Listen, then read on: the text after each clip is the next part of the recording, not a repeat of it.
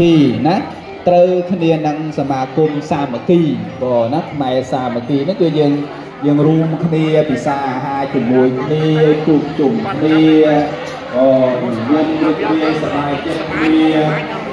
ហ្នឹងគឺបញ្ជាក់អំពីទឹកចិត្តខ្មែរស្រឡាញ់ខ្មែរខ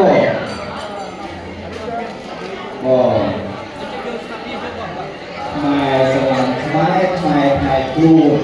ខ្មែរជាតិមកហួនខ្មែរមានគោខ្មែរមានអីគោខ្មែរមានអក្សររបស់ខ្លួនខ្មែរមានប្រសពខ្មែរមានវត្តខ្មែរមានបែបពុតរបស់ខ្មែរទទួលស្គាល់គុណឪម៉ែ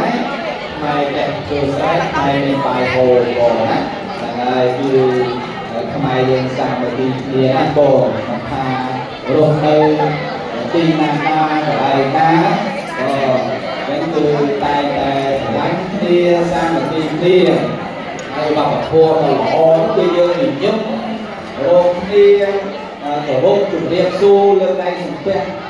គ្នាទៅវិញទៅមកហ្នឹងគឺជាអត្តសញ្ញាណរបស់ខ្មែរយើងហ្នឹងបងហ្នឹងអត្តសញ្ញាណទុនខ្លួនតែមិនទុនគ្រាបងណារកមកគឺទុនខ្លួនភាពរក្សាសំសួរជំរាបពីអត្តសញ្ញាណខ្មែរយើងហើយបងបងសឹកហ្នឹងបងសឹកហ្នឹងគេលោហ្នឹងបង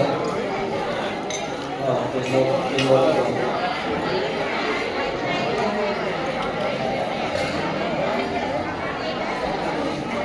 ហើយ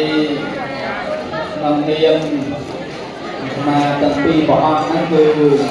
សូមជូនពរជូនជ័យសិរីមង្គលវិបុលសុខគ្រប់ប្រការមហាប្រសើរដល់ជាលោកពុទ្ធបរិស័ទខ្មែរទាំងអស់គ្នាដែលរស់នៅក្នុងទឹកដីនៃប្រទេសហូឡង់នេះសូមបានសេចក្តីសុខសេចក្តីចម្រើនប្រាសចាករោគាជាភិអបដង្គោទាំងឡាយទាំងពួងនឹងជាគោធ្វើដំណើរទៅកាន់ទីទឹកដីទៅកាន់ទីឆ្ងាយក្តីហើយមិនថាដំណើរផ្លូវទឹកដំណើរផ្លូវគោក